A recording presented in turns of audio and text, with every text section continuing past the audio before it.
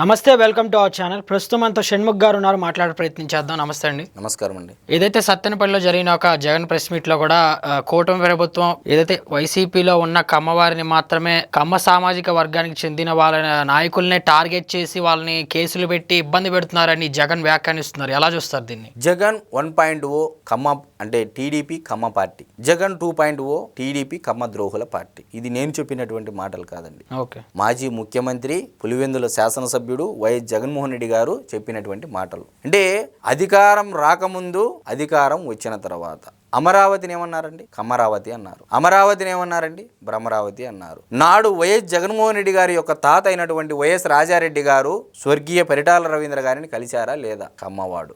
నాడు దివంగత నేత వైఎస్ రాజశేఖర రెడ్డి గారు చంద్రబాబు నాయుడు గారి స్నేహితులా కాదా? కాంగ్రెస్ పార్టీలో సహకరించుకున్న మాట వాస్తవమా కాదా? కమ్మవాడు చంద్రబాబు నాయుడు. నేడు వైఎస్ జగన్మోహన్ రెడ్డి గారు ఈనాడు రామోజీరావు గారిని అంటే స్వర్గీయ రామోజీరావు గారిని కలిసిన మాట వాస్తవమా కాదా? కమ్మవాడు. ఈరోజు మీరన్నట్లు ఏదైతే ప్రెస్ మీట్లో అన్నారో వైఎస్ఆర్సీపీ పార్టీలో ఉన్నటువంటి కమ్మవాళ్ళను వెంటాడి వేధించి కేసులు పెడుతున్నారు. కమ్మవాళ్ళు మా పార్టీలో ఉండడం మీకు ఇష్టం లేదా? మా పార్టీలో పైకి రావడం మీకు ఇష్టం లేదా? ఇక్కడ రెండు విషయాలు ప్రధానంగా చర్చించుకోవాలి. కమ్మవారు ఎందుకు వైసీపీలోకి వెళ్తున్నారు? వెళ్ళిన తర్వాత వైఎస్ఆర్సీపీ పార్టీ వాళ్ళు ఏ విధంగా కమ్మవాళ్ళని పైకి తీసుకొని వచ్చారు? రెండు అంశాల గురించి మాట్లాడాల్సి ఉంటుంది. మొదటి అంశం, కమ్మవాళ్ళు ఎందుకు వెళ్ళారు అంటే వల్లభనేని వంశీ నకిలీ ఇళ్ల పట్టాల విషయంలో ఆ రోజు ఇళ్ల పట్టాలు ఏవైతే పంపిణీ చేశారో, ఏ విధంగా అయితే అక్కడ స్కామ్ చేశారో దాన్ని ఆసరాగా చేసుకొని పార్టీలోకి లాక్కోవడం జరిగింది. వచ్చిన తర్వాత వల్లభనేని వంశీ చేత ఎటువంటి మాటలు మాట్లాడిచ్చారు? ఇది నేను చెప్పేటువంటి మాటలు కాదండి. డొక్కా మాణిక్య వరప్రసాద్ గారు ఒకానొక ఏబిఎన్ మీడియాతో మాట్లాడితే ఏమన్నారంటే, చంద్రబాబు నాయుడు గారిని కొడితే నీకు పదవి మేము చూసుకుంటాం గ్యారెంటీగా అని చెప్పేసి సజ్జల రామకృష్ణారెడ్డి ఇంకో అధికారి ఆధ్వర్యంలో ఇది డిస్కషన్ నడిచింది అని చెప్పేసి ఆయనే వ్యాఖ్యానించాడు. అంటే కేవలం ఈరోజు వైఎస్ఆర్సీపీ పార్టీ బతికి ఉంది అంటే కమ్మవారి వల్ల అని చెప్పేసి జగన్మోహన్ రెడ్డి గారి యొక్క మాటల్లో అంతరంగం ఆవిష్కృతం చేశారు. మరి జగన్ 1.0 టీడీపీ అనేది కమ్మ పార్టీ అని చెప్పేసి రాష్ట్ర ప్రజలందరికీ ప్రచారం చేశారు. జగన్ 2.0 ఇప్పుడు ఏమంటున్నారు? టీడీపీ అనేది కమ్మ ద్రోహుల పార్టీ అంటున్నారు. చంద్రబాబు నాయుడు గారు మీరు ఇందాక అన్నారు కూటమి ప్రభుత్వము కేసులు పెడతా ఉందని. అంటే కమ్మవాడైనా సరే తప్పు చేస్తే తప్పని చెప్పకూడదా? కమ్మవాడు తప్పు చేసినా కూడా కరెక్ట్ అని రాజ్యాంగం ఏమైనా ఉందా? ఈరోజు చంద్రబాబు నాయుడు గారు ఏం చెప్తా ఉన్నారు?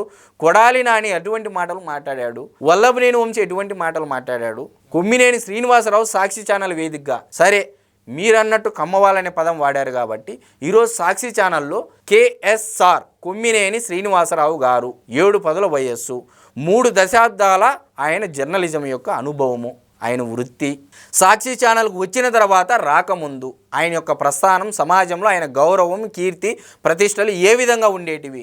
ఈరోజు కొమ్మినేని శ్రీనివాసరావు గారిని ఆయన చేతి చెప్పించి సాక్షి యాజమాన్యం మెప్పు పొందడం కోసం ఆయన నిస్సహాయ పరిస్థితులు ఉన్నటువంటి కొమ్మినేని శ్రీనివాసరావు ఆయనని జైలుకు పంపించి వాళ్ళే బయటికి తీసుకొని వచ్చి ఈరోజు మరలా అదే కొమ్మినేని శ్రీనివాసరావు చేత భజన మా భారతీరెడ్డి గారు, మా జగన్మోహన్ రెడ్డి గారు అని అక్కడ కూడా కమ్మవాడే. యావత్ 2 తెలుగు రాష్ట్రాలలో కమ్మవాడి నామస్మరణ లేకోకుండా ఏ రాజకీయ పార్టీ అయినా నడుస్తుందా ఈ రోజుల్లో? అంటే తప్పు చేస్తే కమ్మవాడు అంటే సర్టిఫికేట్ ఇవ్వాలన్నా మంచోడని జగన్మోహన్ రెడ్డి గారు చెప్పినట్టు. నిజంగా మీరు వైఎస్ఆర్సీపీ పార్టీలో ఏ కమ్మవాడికి ఎటువంటి పదవులు ఇచ్చారు? సరే ఇచ్చిన దానికి కమ్మ వాళ్ళకి ఎంత మేర లబ్ధి చేకూర్చింది? 1000కి పైగా నామినేటెడ్ పదవుల్లో రెడ్లను ఉంచారు. ఎంతమందికి కమ్మ వాళ్ళకి న్యాయం చేకూర్చారు? మీరు లిస్ట్ ఇవ్వండి. ఇంతమందికి కమ్మ వాళ్ళకి మీరు న్యాయం చేసామని లిస్ట్ ఇవ్వండి. వాళ్ళని ఎటువంటి దానిలో ఉపయోగించుకున్నారండి? చంద్రబాబు నాయుడు గారు సాటి కమ్మవాడినే అదే కులస్తుని బూతులు తిట్టడానికి ఉపయోగించారు కులాన్ని మీరు. వల్లభనేని వంశీ ఏం చేశారు? అసెంబ్లీ సాక్షిగా మహిళలను సైతం అవమానించారు. నీ పార్టీ నీ ఛానల్ వాడన్నా కమ్మవాడు కావాలి, నువ్వు కలవాలన్నా కమ్మవాడు కావాలి, మీ తండ్రి గారు స్నేహితుడు కావాలన్నా కమ్మవాడు కావాలి, మీ తాత రాజారెడ్డి గారు కలవాలన్నా స్వర్గీయ పరిటాల రవీంద్ర గారు కమ్మవాడు కావాలి. అందరికీ కమ్మవాళ్ళు కావాలి. అధికారం అనుభవించడానికి ఉత్తరాంధ్ర ఇన్ఛార్జిగా విజయసాయిరెడ్డి, రాయలసీమ ఇన్ఛార్జిగా పెద్దిరెడ్డి రామచంద్రారెడ్డి, మధ్యలో ఉన్నటువంటి ప్రాంతానికి వైవి సుబ్బారెడ్డి ఇన్ఛార్జిగా పెట్టి మరి ఎందుకు కమ్మవాళ్ళని పెట్టలేదు అంటున్నా నేను. నా బీసీ, నా ఎస్సీ, నా ఎస్టీ అన్నాడు. మరి నా బీసీలో ఎందుకు ఇవ్వలేదు?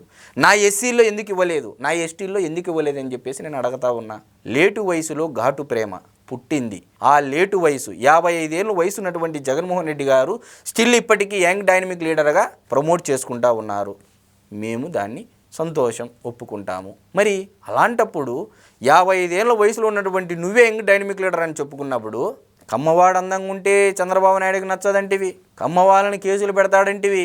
మరి న్యాయ సహాయం చెయ్యి, ఎవడొద్దన్నాడు?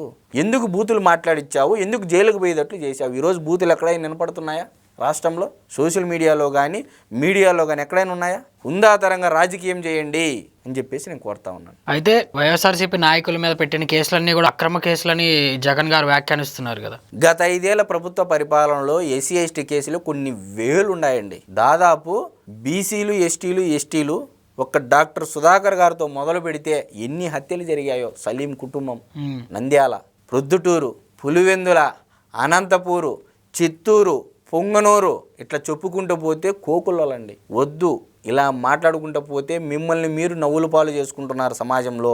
కాస్తో కూస్తో వైఎస్ రాజశేఖర రెడ్డి గారి యొక్క అభిమానము, ఒక్క ఛాన్స్ అన్న పదం మీకు ఇచ్చినటువంటి నేడు ఆంధ్రప్రదేశ్ అనే ప్రజలు మిమ్మల్ని బ్లేమ్ చేస్తున్నారు, మిమ్మల్ని బ్లేమ్ చేసుకుంటున్నారు. మీకు ఓట్లు వేయకూడదని ప్రజలు ఓట్లు వేయలేదు, ఈ వాస్తవం తెలుసుకోండి.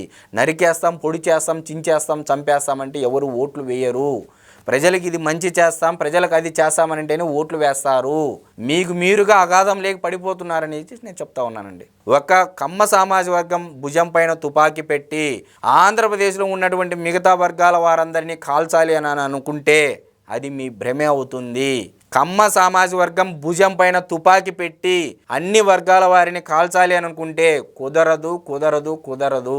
గత 5 ఏళ్లలో మీరు చేసిన పనులు ఇవే అని చెప్పేసి అందరికీ తెలుసు. Okay, thank you very much. నమస్తే.